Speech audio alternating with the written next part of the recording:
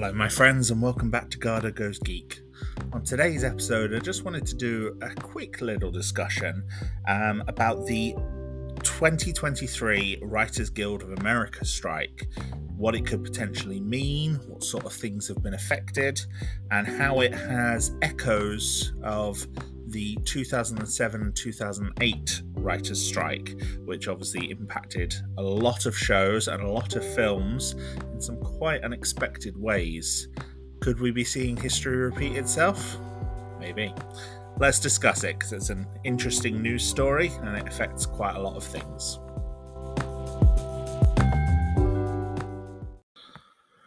Right, so the current writers' strike in America, it is an ongoing labor dispute, basically between the Writers Guild of America. Hollywood is very, very unionized. It's one of few places in America that actually is.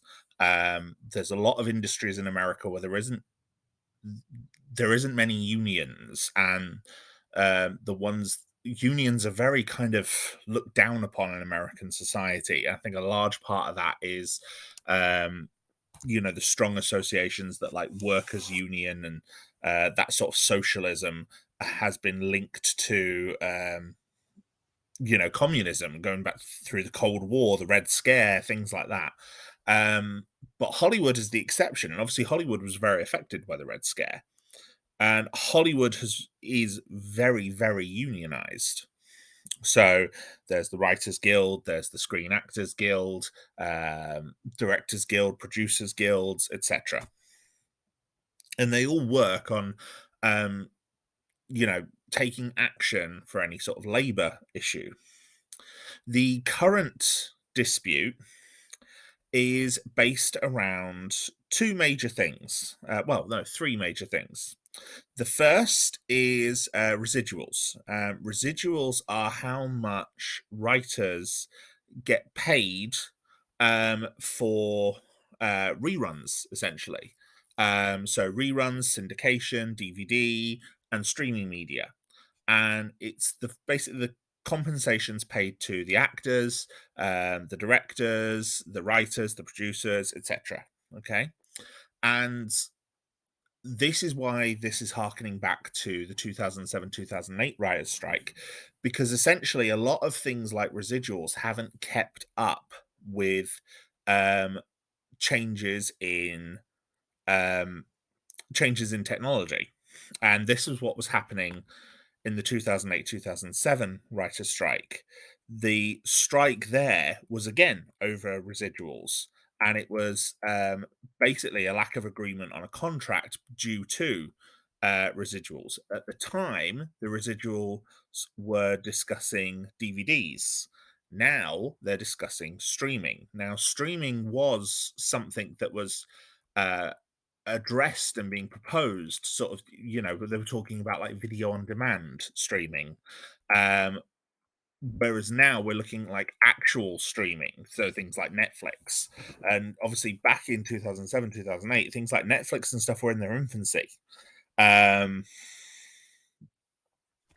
whereas they're they're very clearly established now and very, very different. And we see it with shows that are on streaming services, how they can bounce around from one streaming service to another. And what essentially happens is that there's very little money being paid on residuals for these. Now, the big question might be, well, why are the writers striking rather than actors, directors? Writers get less money for a project anyway. Um, that's just how it is, unfortunately. Film stars, directors, producers, they get the big bucks. Writers get less. However, I would argue that writing is just as important as everything that goes on in front of the camera. The writing, the script is what makes everything work. And quite a lot of the time, when something doesn't work in a film or a TV series, we will blame the writing. Something like Game of Thrones, for example. I've mentioned this several times. Game of Thrones was very, very strongly written at first. It was using a lot of inspiration from the novels, which are themselves very strongly written. Um, and it was very, very solid. It had some great characterization, great plot lines, plot threads that were being developed very well, lots of Easter eggs, lots of reward for long-time viewers and attentive viewers. Okay. And yes, it was had this amazing production, incredible special effects, brilliant actors, impressive costuming, everything like that. However, it was the writing that carried a lot of that show. And what happened is towards the later seasons, when they started running out of book material and they tried to rush the writing and put the focus on a lot of the other aspects, the writing suffered. And a lot of the criticisms regarding those final seasons of Game of Thrones, especially season 8, is that the writing is not as good. The character writing, the character motivations are not as good. And this is because they're not as strongly written. Now, part of that is because obviously um, Benioff and Weiss wanted to sort of rush through the final few series, the final few story arcs, and it means certain things weren't given enough time to develop and breathe. And this is seen when things get cut from a script anyway. But also, you know, I don't think things were being written as they were going, because this is one of the big important things with films as well. Writing doesn't stop when a script is handed in. Okay, scripts get handed to the studio or to the filmmakers. They might get rewritten, they might get revised, they might get redrafted, sometimes by the same authors, sometimes by other people, sometimes scripts can be merged, and sometimes, the script can be pretty much untouched, but then it will go to filming and they'll find that something maybe hasn't worked. Maybe one of the props or one of the sets hasn't been built exactly as described, and that means that you have to tweak a line here or there that makes reference to that. Maybe due to something that happens outside the control of the production. They're not able to use a location or use a set that they had built. So you had to write around this scene that you had planned and remove it from the film. This happened with Jurassic Park back in the 90s. The hurricane came in, destroyed a load of sets, ruined a whole load of production materials. This big scene that they had planned had to get completely rewritten, and all of the major development stuff that was in that scene had to be incorporated elsewhere in the film. This is what happens with films. And then it can be for other reasons as well.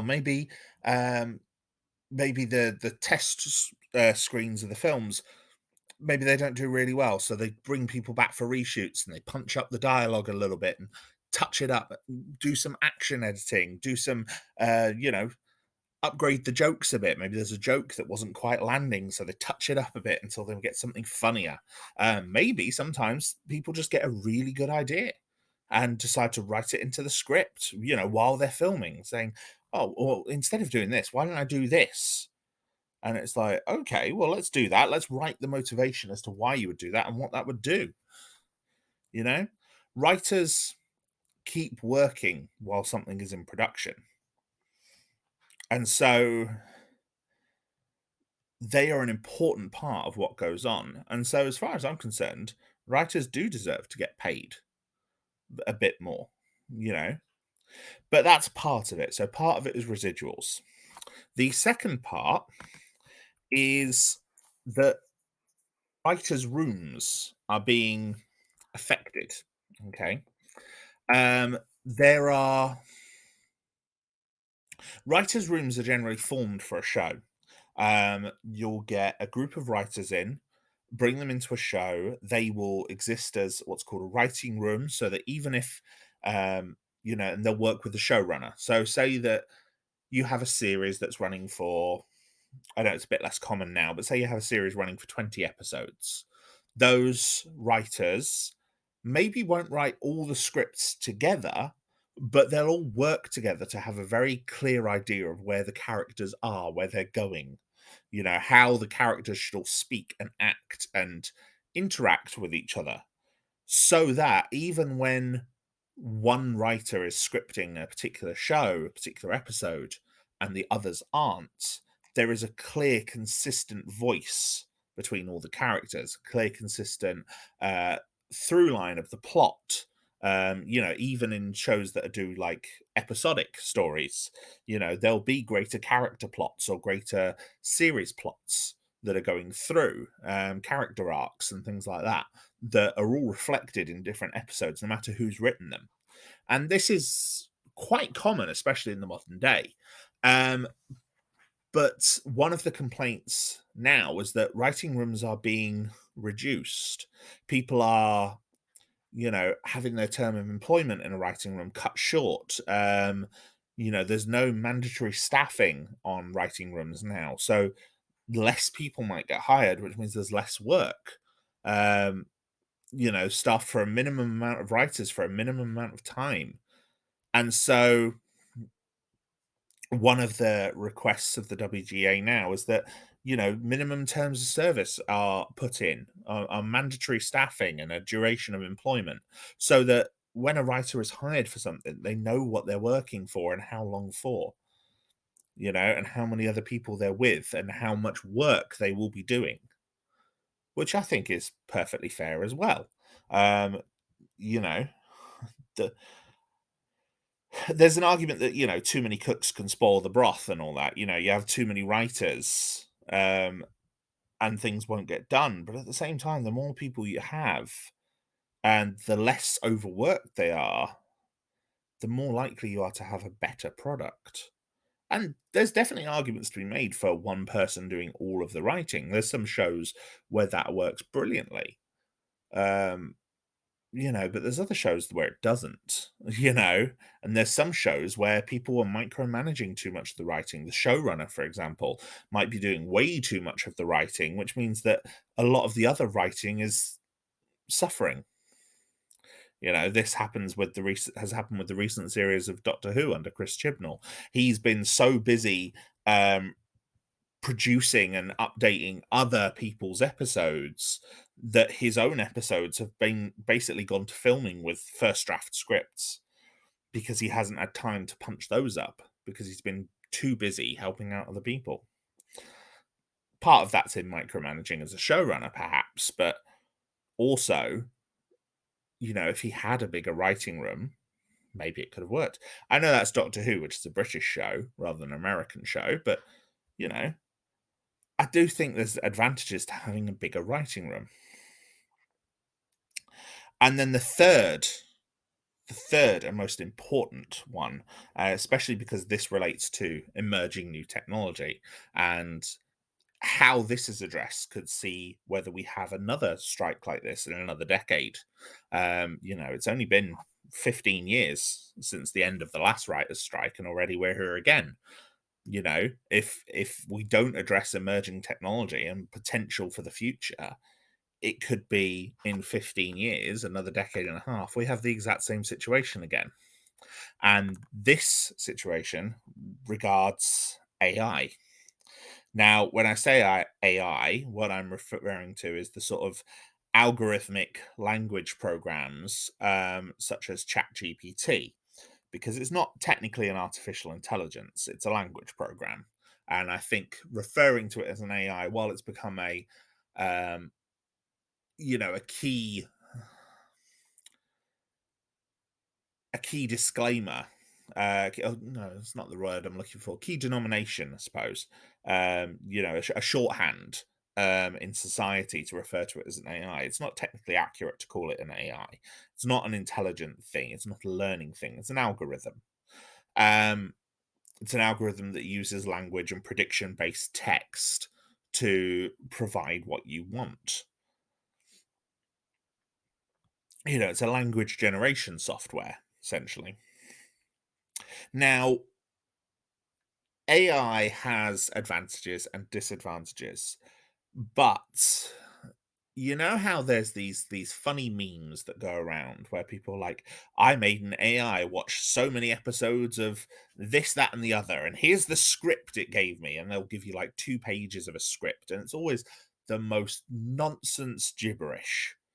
Very bizarre stuff that plays on the most claimed things from a particular franchise. You know, I made I made an AI watch every Batman movie and asked it to generate me a Batman movie, and it comes in and it's weird. The characters are announcing who they are and what their motivations are. Um, Batman comes in shouting about his dead parents, for example.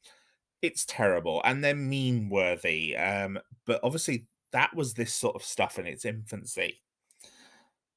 These things are getting a lot more advanced now. There are people writing, using Chat GPT to write essays for high school and college. There are people using them for note taking and other things like that. Like, I have considered um, using Chat GPT or a similar sort of program to edit my subtitles for me for my YouTube episodes, because subtitle editing is something horrible. It takes a lot of time and a lot of effort, and it's the time that I quite often don't have. And I don't have the ability, because I don't make any money on my podcast or YouTube yet, to I don't have the ability to fund someone else to do it. I'd rather do it myself, but I do wonder. I haven't done it yet. I haven't looked into it in too much detail yet, but I do wonder what's the possibility of getting someone to do it, of getting an algorithmic program to do it.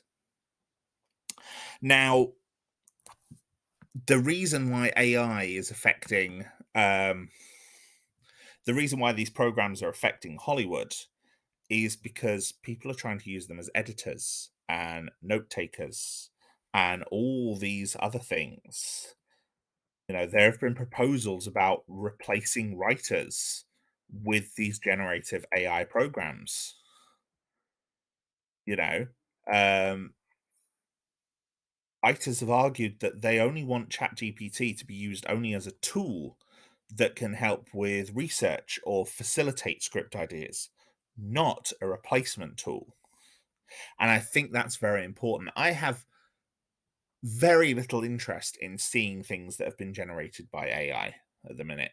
There's this huge trend for AI art and AI writing, and I have so little interest to it. There is no creative spark and imagination there. It is all a script using stolen ideas and generating them back to you.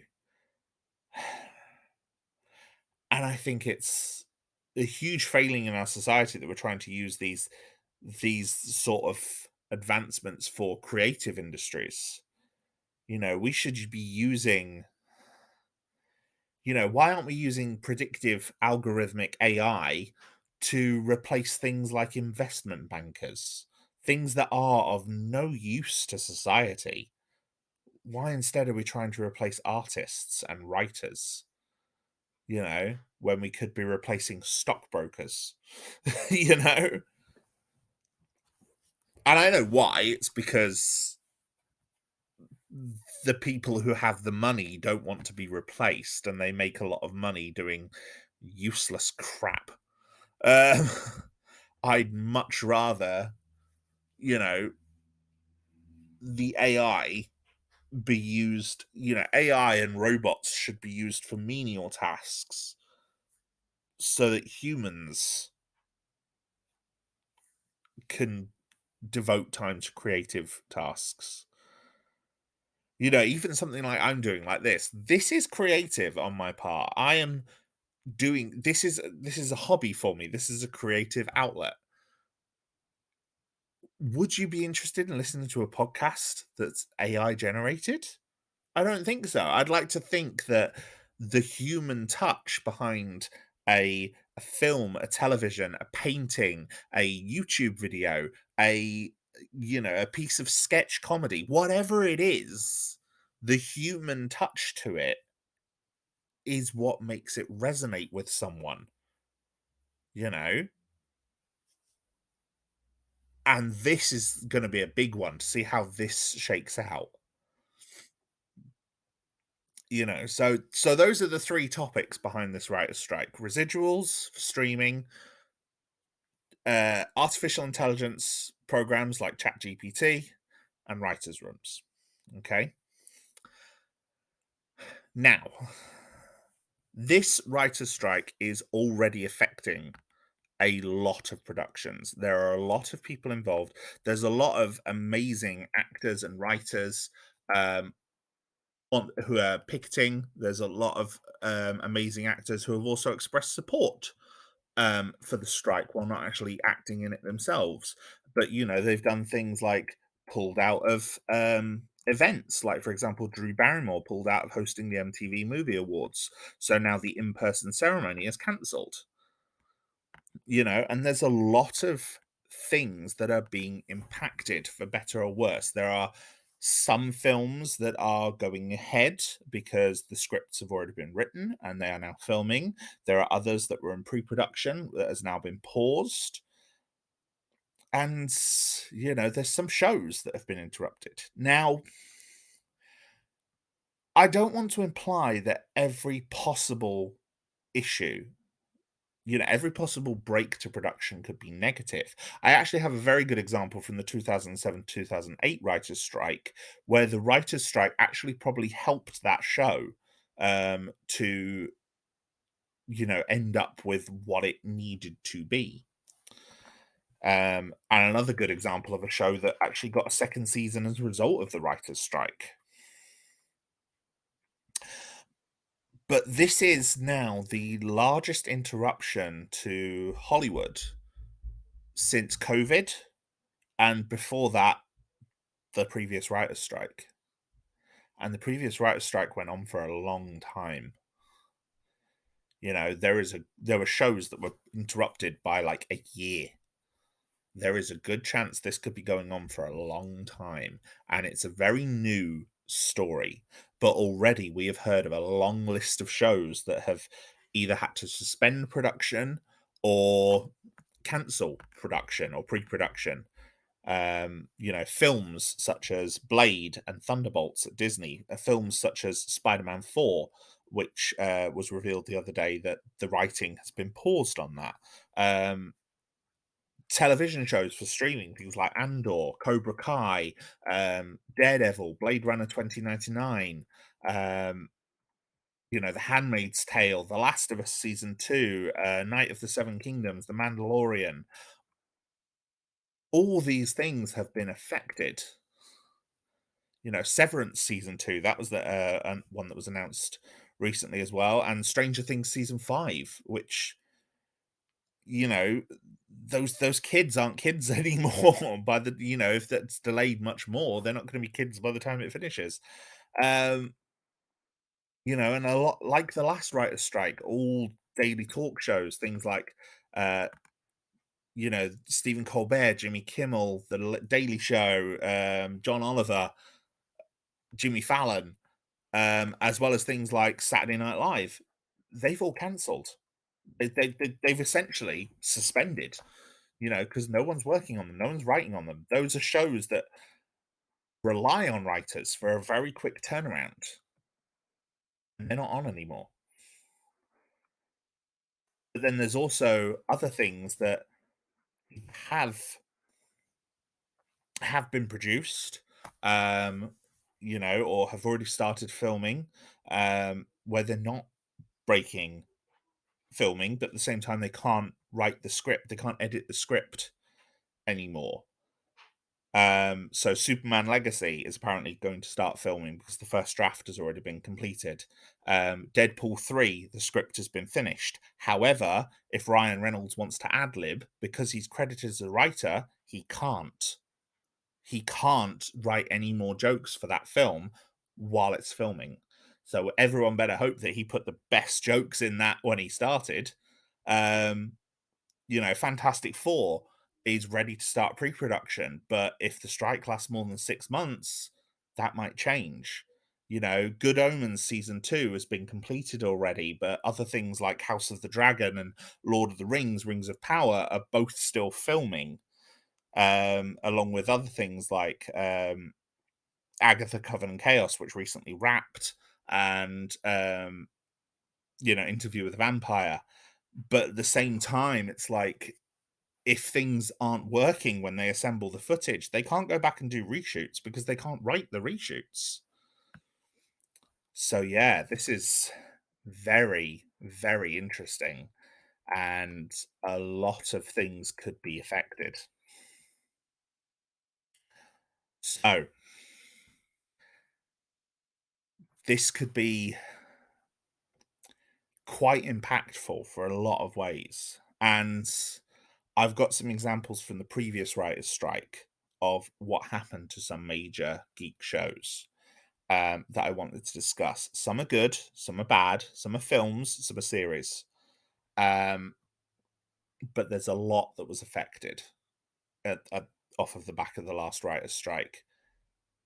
And it's worth discussing and thinking about because there's the potential that some of this can happen again and that we might see a case of history repeating depending on how long this lasts.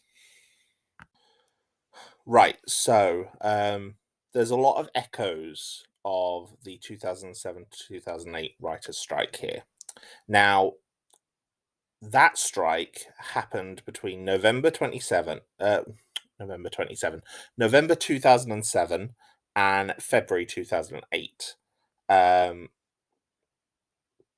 it was a dispute between the Writers Guild of America and the Alliance of Motion Picture and Television Producers, which is essentially a trade association representing most of the main film and television producers.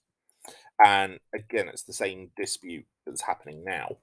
Every 3 years, basically, the WGA negotiates a new contract with the AMPTP, which is like a minimum basic agreement. In 2007, the negotiations over the NBA reached an impasse, um, leading to the strike. The proposals, the key issues of contention that were led to a lot of back and forth until this eventually was resolved were about union jurisdiction over animation and reality TV programs, compensation for new media, so content written for and distributed through the internet and digitally, and DVD residuals, because obviously that was the focus then.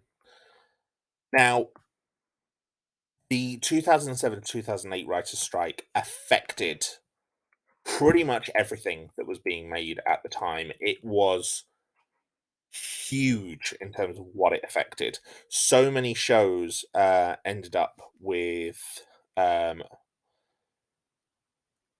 losing episodes, being disrupted, being delayed, um, you know, being postponed, being cancelled during the strike, having shortened seasons.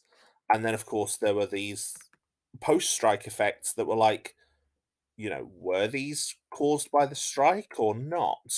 Shows that had their writing halted, and it's like, did that really impact the show a huge amount? Like several writers were fired on SpongeBob SquarePants, for example. But SpongeBob SquarePants carried on writing, carried on developing for a long time, or True Blood, which was airing during the strike. Like, so we don't know, did the strike really affect True Blood or not? So, and there were also, some shows that got more episodes as a result. A lot of reality TV shows, for example, like Big Brother, got more seasons. Price is Right got more seasons because they could be filmed during the writers' strike, whereas a lot of other things couldn't. So if you now had gaps in your schedule, you were trying to fill it with whatever you could. And so, um, doing reality shows, doing game shows, which didn't require scripting, which didn't require writers, meant that you could fill your time slots with stuff. And this is probably what led to a huge new wave of reality television. Reality TV had always been around, but part of the reason why it had always been around is because you didn't have to pay anyone for it. And so this was again one of the issues behind the strike. Now, there are a lot of shows um, that were affected for better or worse. Um, a lot of shows that were made, for example, in Canada, um, and elsewhere weren't affected, so they could still air in America. Um, some shows had their seasons successfully completed before the strike, um, like, for example, season 2 of Dexter or season 4 of Stargate Atlantis. Um, they were all successfully completed before the strike began. But then there were others that were very definitely affected by the strike because obviously when this strike occurred as well, this strike occurred between November and February. Now, as I've mentioned in previous episodes, specifically when I was talking about the Arrowverse, um, a lot of American season television, there seems to be two seasons. There's the summer season and the winter season. And a lot of the shows that I know of that follow a season model either air over the winter or in the summer. So obviously, pretty much everything that was over the winter season was interrupted by this. If it was still filming, it's the same way that COVID interrupted the end of shows being produced over the winter season. So when COVID started, the Arrowverse shows were affected. They had to cancel production, all the ones that were still filming. It's exactly the same thing.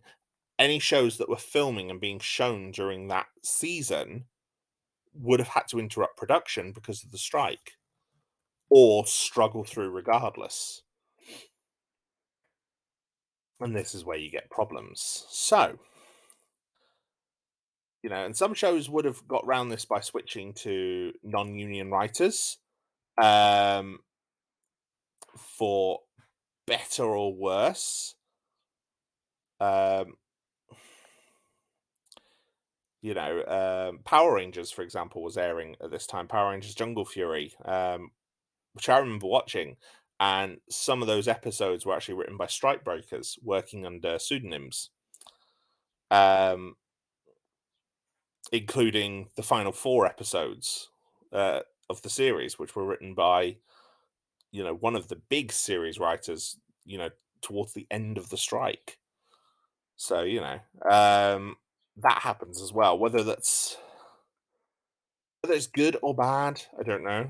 And then of course there's a load of shows that were airing in the off season that wouldn't have been affected.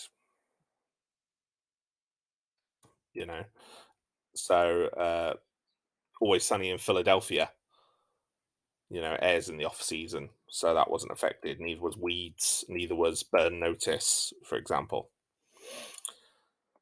But there were a lot of shows that were, um, shows that had shortened seasons, and I'm going to talk about some of them and how they affected them. Now, I'm going to get into a lot of bad. So before I get into the bad, I thought I'd mention an example of one show that actually benefited quite a lot from this writer's strike.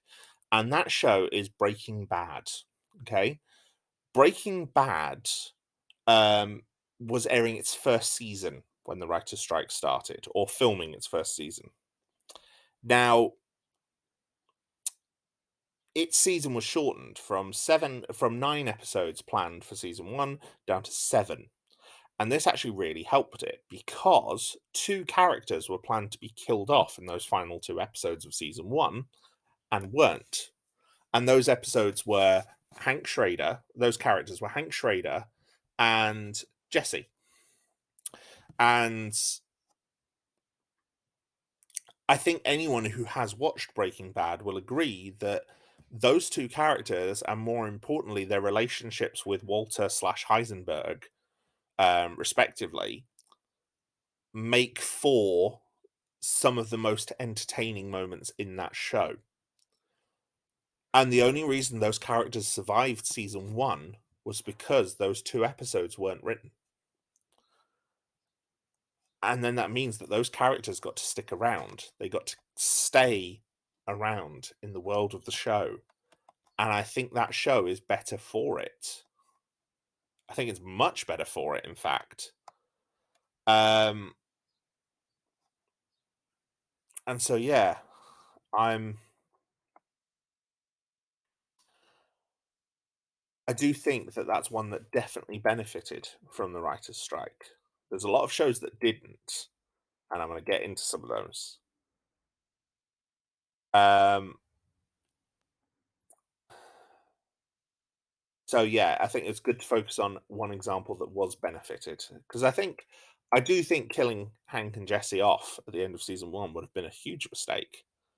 And I've still not finished Breaking Bad, and I do want to. I want to finish Breaking Bad and Better Call Saul, and the whole universe of it. But where I finished it off, having Jesse and Hank around was definitely better for the show. Now let's look at some examples that maybe weren't quite so lucky, and there are loads that I could get into. Like I said, this affected everything. This affected um, pretty much every syndicated show you can think of that was around at the time, from like Friday Night Lights, My Name Is Earl, Lost, King of the Hill, American Dad, Family Guy, How I Met Your Mother, House, Grey's Anatomy, Prison Break. There were so many that were affected, depending on what season they were on. And the effects varied. I'm going to talk about one other one, positive example that I do want to talk about quickly, and that is Terminator: The Sarah Connor Chronicles.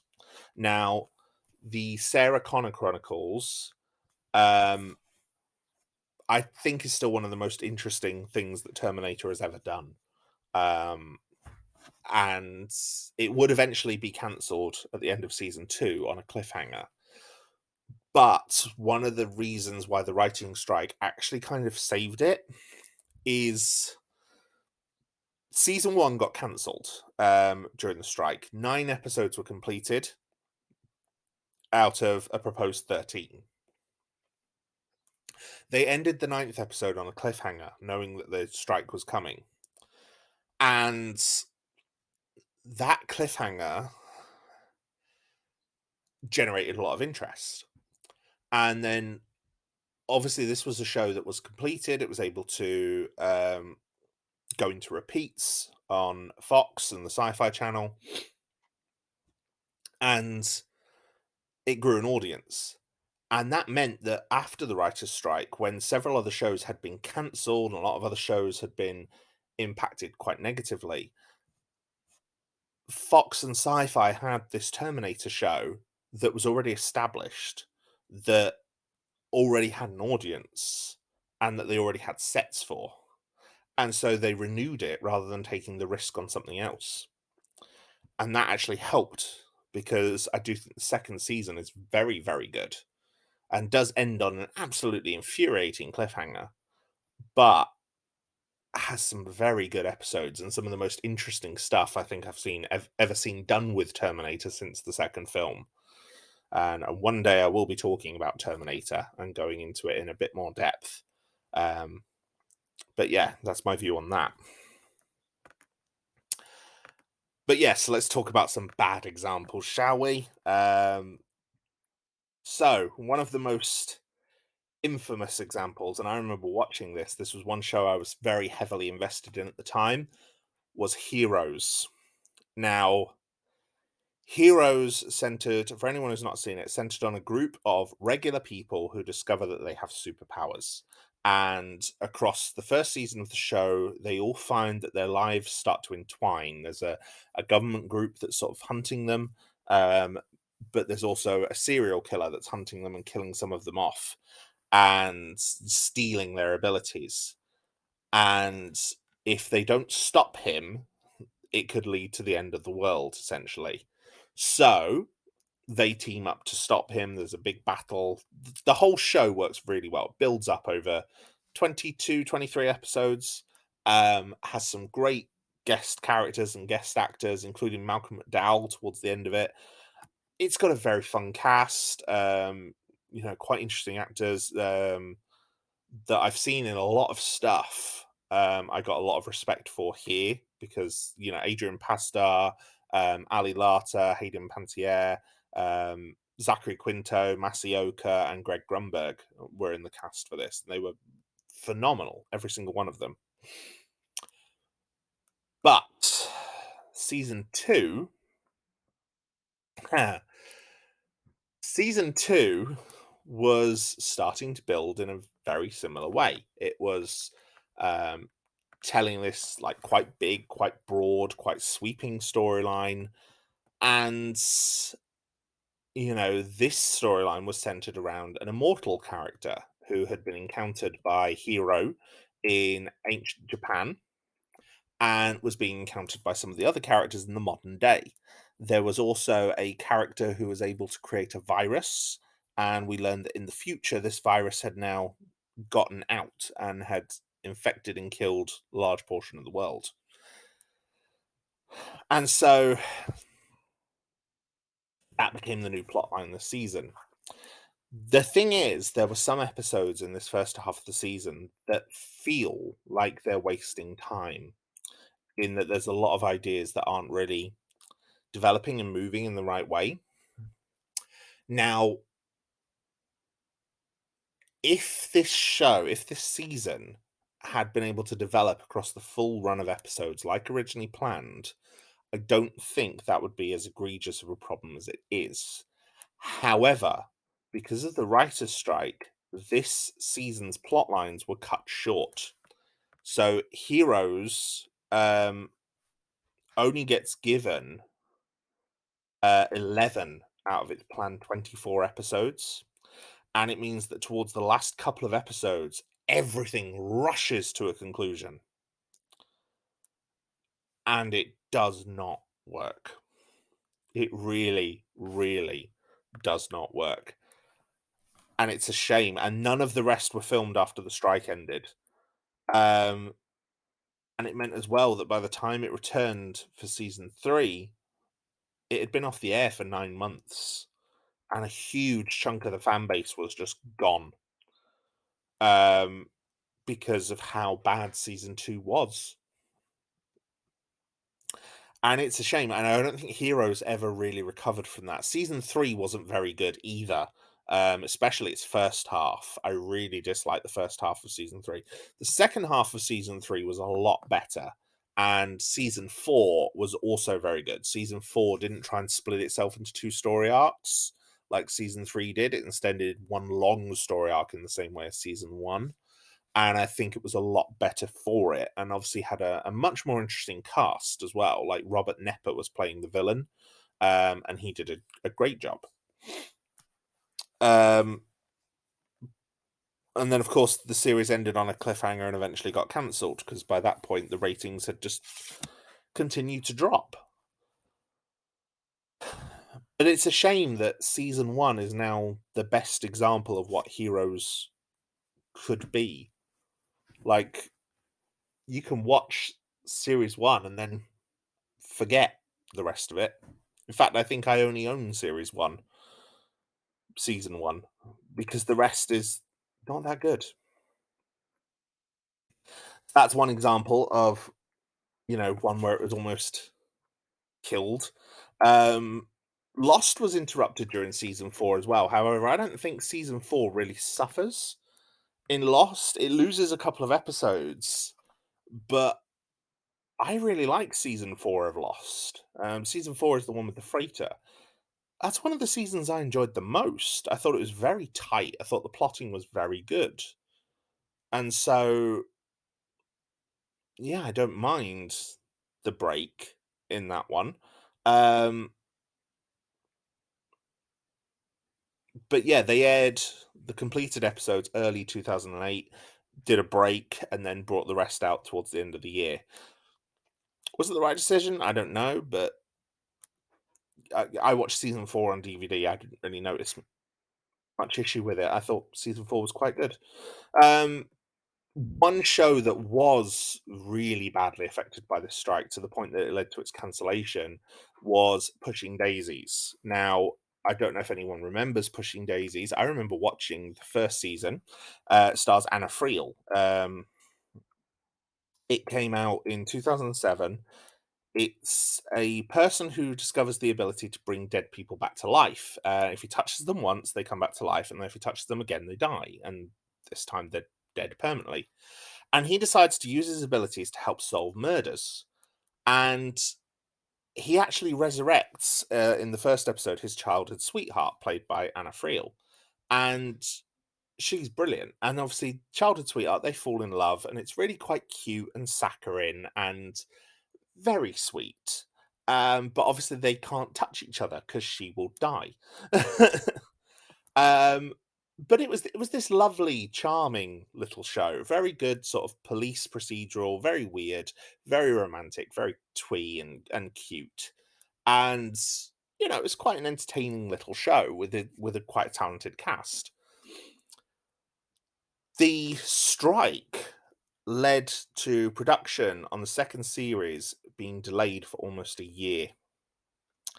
And obviously, by that point, when the second season came back, the ratings had not just dropped but plummeted. And this was a brand new show. Um, and there was this huge gap between the first and second seasons, which obviously really hurt the show, really hurt the word of mouth. And, by the time it came out, people didn't really care. You know, they hadn't seen the characters in a long time. What was the interest in them? And that's, it's fine with film characters if you don't see them for a year or two, but with a TV show, which you is a longer investment, people don't like not seeing them for that long. So yeah, it was a shame, and it got cancelled while season 2 was airing, and the writers had to rush to put together a finale, which is a shame. Um, Prison Break, a show I've not really watched, but I know that this was one that was very badly hurt by the writers' strike. The second season wasn't quite as successful as the first, but it was still pretty well written and executed. However, the third season was where it really started to suffer, and the writers' strike was a big reason for that. Um, the third season changed the direction of the show and was planning to create a spin-off. And the spin-off was supposed to introduce its main characters in Prison Break's third season and then spin those off. However, season 3 was shortened to only 13 episodes, and the episodes that got cut were the episodes introducing the characters for the spin-off. This meant that the spin-off, which would have been called Prison Break Cherry Hill, was completely scrapped. Like it was gone, it was done. And yeah, that's quite sad, really, that it's just gone like that. Prison Break, like I said, I've not really watched it. I'm not a huge fan of it, but it's a shame that it was just gone like that. Um Battlestar Galactica as well was also affected and postponed by the strike. The first 10 episodes of the final season um, were were completely filmed, and they aired um, in spring 2008, with the idea being that they'll come back and they'll do the rest of the season later on. Um, and obviously that led to a huge delay for the final season. And I still like that remake of Battlestar Galactica. I'm planning on talking about it next year. I think it's very, very good. But there is a big gap in that between season 4 and the final season, as it's now called. It's not technically the 5th season because it's still technically season 4. And yeah, some of that probably hurt the show as it was airing. So yeah, and then there's others that were affected as well. But there's also a few films that were affected. A couple of big examples of films that were very badly affected by the writers' strike. And that's the last bit I'm going to discuss here. Now, obviously, there's a lot of talk about how there's a lot documented online about how the previous writers' strike impacted television. And I think because of when it happened and because it was quite a short one, it's does only seem to have affected television, really. However, there were some films that were affected quite badly. Some films that didn't move production dates and things like that, and weren't able to move production dates. Production, the Hollywood system, even though it's several big studios, it's very finely balanced. Like no studio really wants to see any other studio fail. This is why, as well, a lot of the studios won't release their big tentpole movies opposite each other. Um, it's quite common for the other studios to move a film out of a window that a Marvel film might be premiering, for example, because Marvel is obviously making a lot of money. And the reason is because, a rising tide raises all ships. If one film does well, it boosts the whole industry. But it does also mean that sometimes, not every studio is as malleable as, a studio like Marvel has been recently. Marvel is very famous for pushing back movies in the modern day and adjusting its schedules and moving things around. That's not something that Hollywood has always been doing.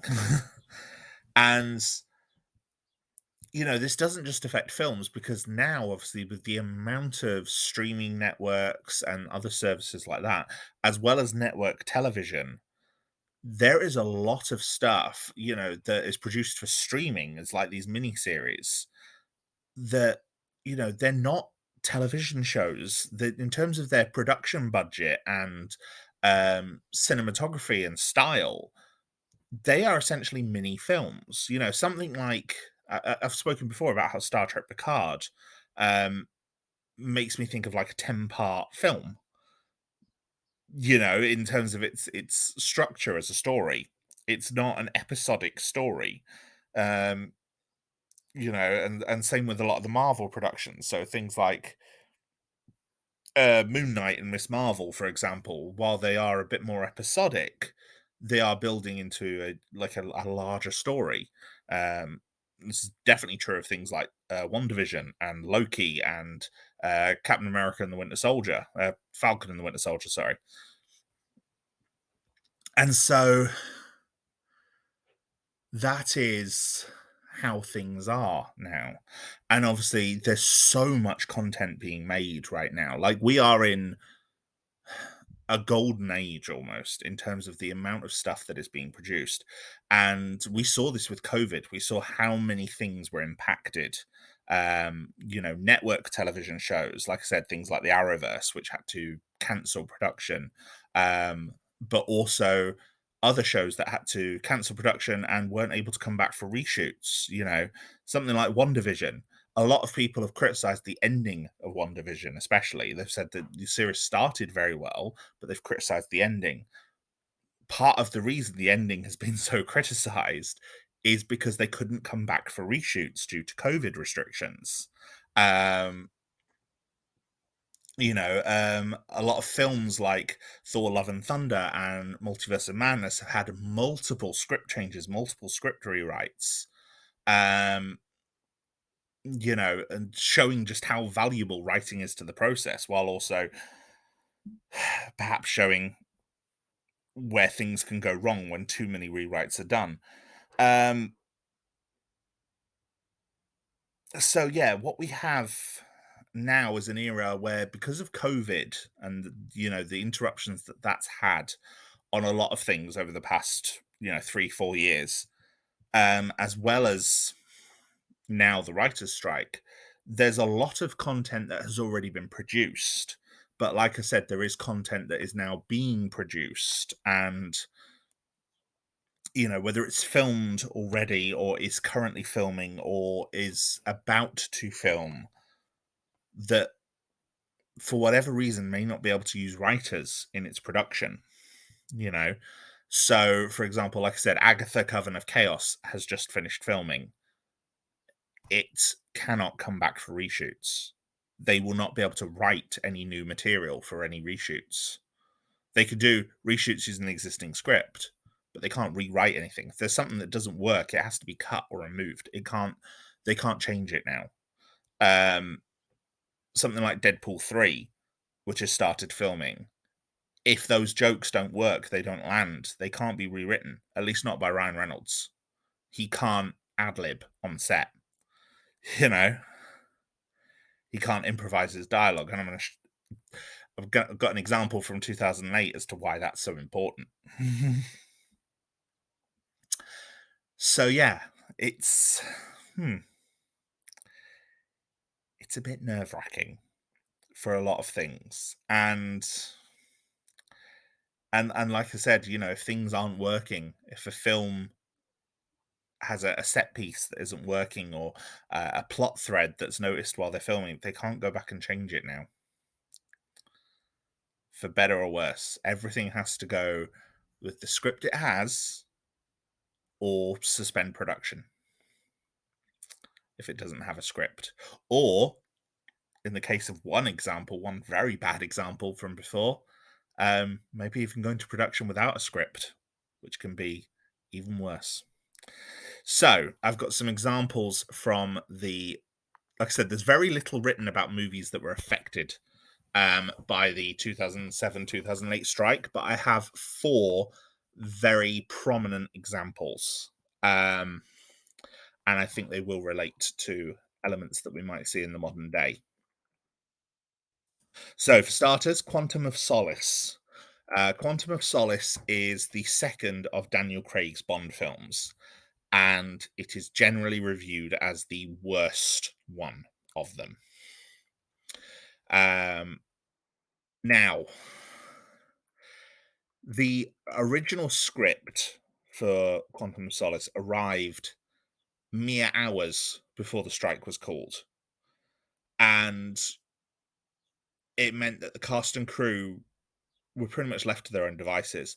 They couldn't make any script changes on the fly due to the strike, which meant things that were lackluster, that were uninteresting, they couldn't change them.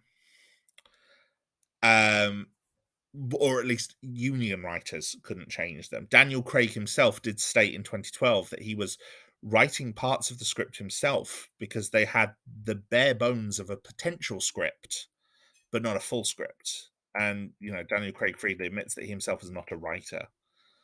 And Quantum of Solace went on to be widely considered one of the worst Bond films, and definitely the worst of Daniel Craig's Bond films. Not helped by the fact that obviously it's sandwiched between Casino Royale and Skyfall, both of which are very well written.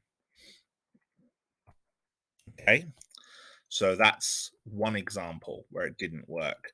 Another example is G.I. Joe Rise of Cobra.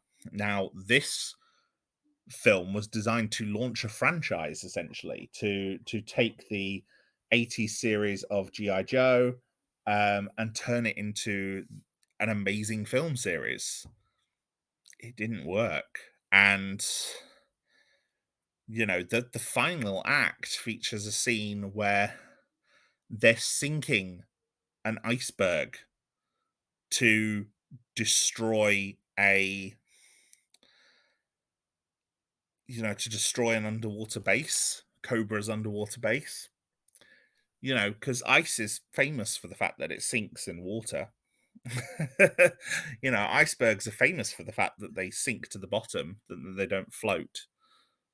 So, yeah, that was obviously a big potential issue. Um, so yeah, the GI Joe film was not very well received. Terminator Salvation. Um, this is another good example. The script was rushed to completion, knowing that the strike was coming, because obviously strikes don't just happen. People know that strikes are going to happen. We're seeing with this with the strikes all over. The unions are in conversation for so much time before a strike is called. The strike has to be voted on by members of the union before it gets called. You don't just have a strike. And so everyone knew the strike was coming, both back in 2007 and now. Um, so Terminator Salvation needed a major rewrite. The strike only ended in February, and production was scheduled for May. There wasn't enough time to do a script rewrite. And so it's went into production. Now, it went into production after the strike, which meant that when the ending leaked online and got slammed, they were able to change it and it was able to be rewritten properly. However, I don't think it works. I think the rewritten ending is actually probably a bit worse than the one we actually got. But it's a good example of, the what can happen and how things happen and how things change.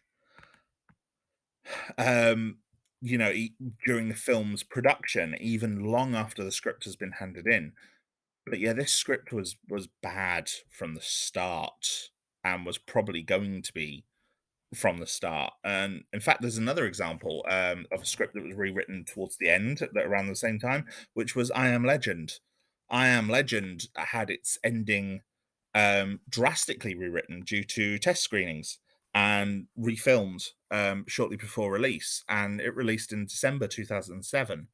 I'm not sure exactly when the script was rewritten, but obviously it would have been happening during the contract negotiations. So on the lead up to the strike, and anyone who has seen the ending for the original I Am Legend will know that not for the original I Am Legend, for the original ending for the 2007 I Am Legend movie will probably agree it's a much better ending, because it is so much better than what was actually filmed and released. Um, and then there's two big examples of just how bad film can be. Um, being rushed into production during the strike. Firstly, Transformers: Revenge of the Fallen. Revenge of the Fallen is regarded as the worst in the Transformers series, and this is a film series that also includes Age of Extinction, which includes an argument as to why statutory rape is okay. So, this is a very, very bad film series. But those first three are okay on balance, and the first one and the third one especially have quite a lot to like, I think. Revenge of the Fallen does not. Revenge of the Fallen is a bad movie. Even Michael Bay himself has criticized it and said that it was, quote, crap, and that basically he had to have the story ready in 3 weeks bef- before filming without a real script. And obviously, this was a large production film. They didn't want to move the shooting back. Things had been paid for, locations had been paid for, a lot of paperwork for the locations that they were filming in around the world. This had a schedule, and the schedule had to be stuck to. It was too late in the production, but the script wasn't finished. Alex Kurtzman and Robert Orsi's script wasn't finished. And so this film goes into production without a real script. And obviously it suffered for it. The script in Revenge of the Fallen is probably the weakest. It features Optimus Prime dying, and it has like no impact on the audience. You know, Counteract that to the original 1986 movie when Optimus Prime dies. That's a emotional, impactful scene. It's sad. In this one, not so much. And, there was too much focus on the human characters. There's also some quite bad racial stereotyping on some of the characters. It's not good. It's pretty terrible. And then the final example, and this is one um, that I think is very pertinent because obviously Deadpool 3 is filming. And that's because this was the last time we saw Deadpool and Wolverine in the same film, which was X-Men Origins Wolverine. So yeah, history doesn't rhyme, but it very often repeats. No, other way around. History doesn't repeat, but it very often rhymes. You know, we have a Wolverine and Deadpool crossover film being filmed during a writer's strike. And yes, the film was bad. Um like X-Men Origins Wolverine is a very, very bad film in general. There's a lot about it that feels very unpolished, but Deadpool is one of the most egregious examples. Deadpool was added to the film by the studio. The studio meddled an awful lot with this film. X-Men Origins was designed to launch almost a franchise on its own. There was going to be an X-Men Origins film for Wolverine, then there was going to be one for Magneto, then there was going to be one for Emma Frost. They were talking about doing one for Mystique, for doing one for Gambit, doing all these spin-off films now that the main trilogy had finished. And obviously, X Men Origins Wolverine had its original script leaked. And it wasn't good by any means, but there's so much in that original script that is not, so much in the movie that is not in that original script, including Deadpool and Cyclops. Cyclops doesn't appear, his whole story arc is not in the original shooting script. And neither is Deadpool, which meant that those things were added during the writers' strike, not by union writers. They were not done properly. Now, and also a lot of the dialogue has changed. And a lot of the dialogue is now this cheesy, quippy action movie dialogue, which is generally awful. And I think audiences really hate it. And that's quite prominent in the film. But Deadpool is the most egregious example, right? Ryan Reynolds appears as Wade Wilson, and obviously he is a quip machine. He is the merc with the mouth. Ryan Reynolds ad libbed every piece of dialogue that Deadpool has in that movie. Now, not all of it is great, and a lot of it is probably not helped by the rating because X Men Origins Wolverine was also a PG-13 film. Deadpool, as we know, is an 18. It can get away with some much ruder stuff. And if you've seen Blade Trinity, which is, again, also not a great movie, but Ryan Reynolds' character of Hannibal King, again, he ad libs a lot of his dialogue in that. And some of it is genuinely quite funny. Some of it is awful, but some of it is genuinely quite funny. And there's a lot of outtakes, as you would expect for that. And, Patton Oswalt has spoken very famously about how making Blade Trinity was an absolute nightmare. And I think most people would agree that Ryan Reynolds is definitely one of the better things in it. Blade Trinity is not a good film by any means.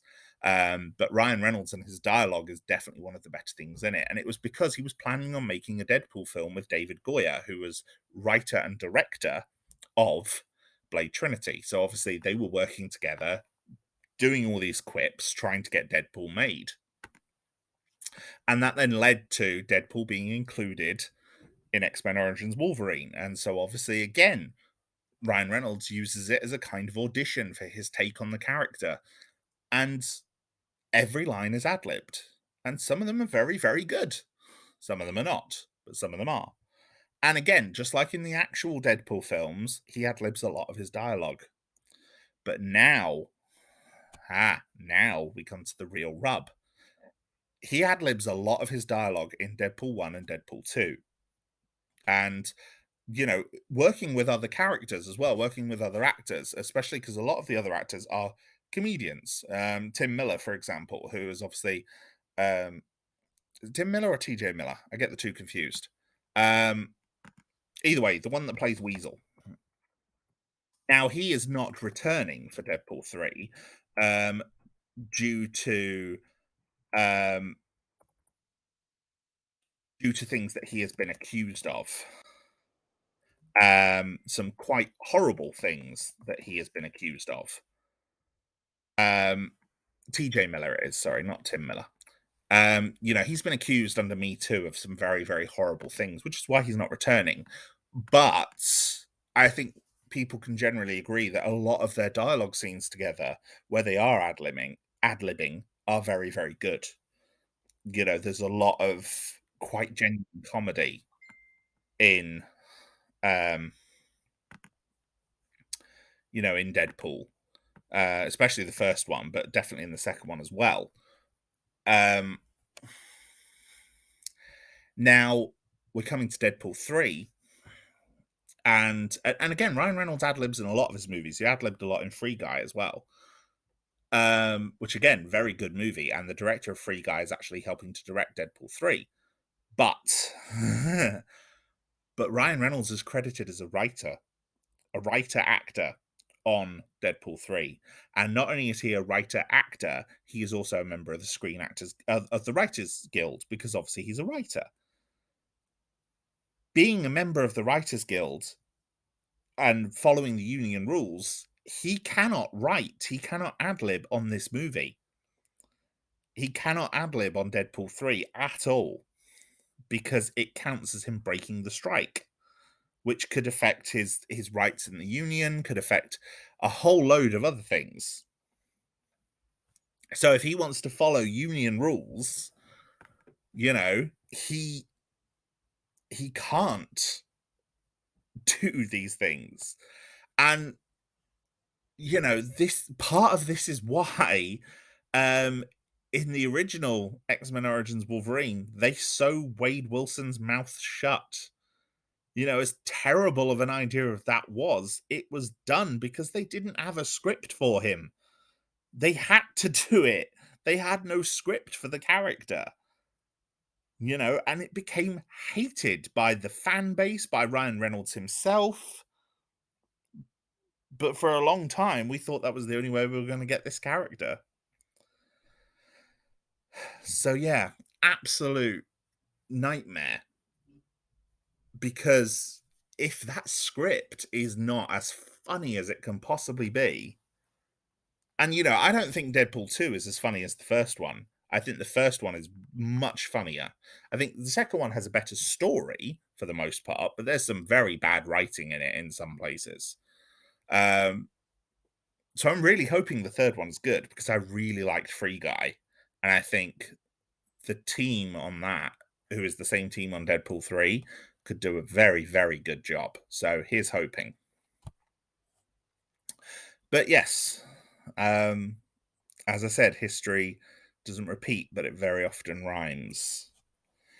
So it could be very interesting to see what happens now, because a lot of those things we saw back then can all happen now.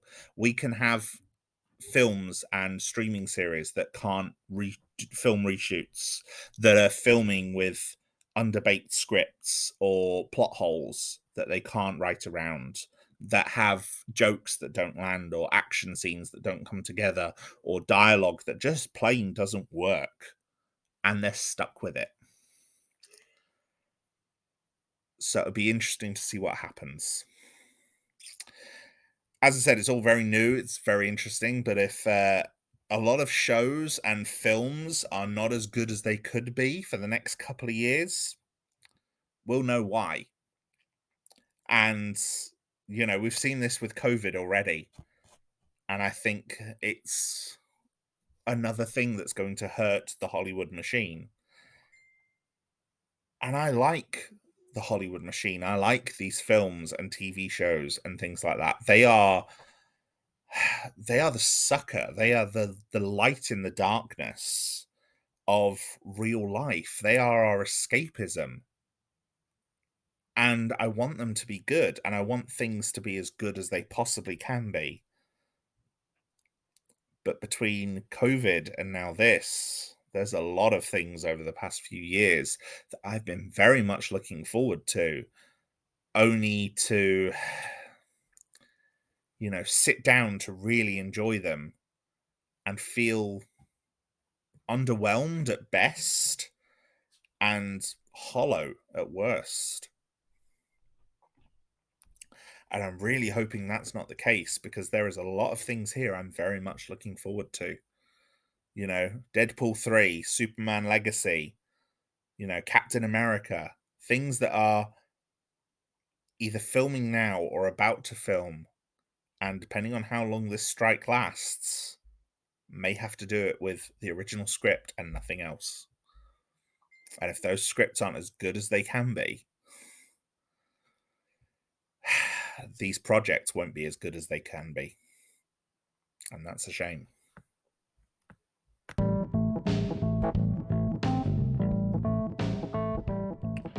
Thank you, my friends, for once again joining me on Garhdo Goes Geek.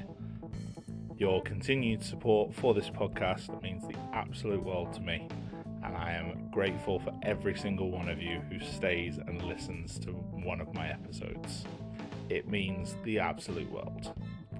Now, if you would like to engage more with me or the podcast, we have a Discord community, small but growing, and we now have commissions open on Ko-Fi. So if there's a topic you would like to see me cover, you can pay me to cover it. All funds will be used for legal purchase of the relevant items where I do not have them. Have a look on the link tree for more information. Until next time, look after yourselves.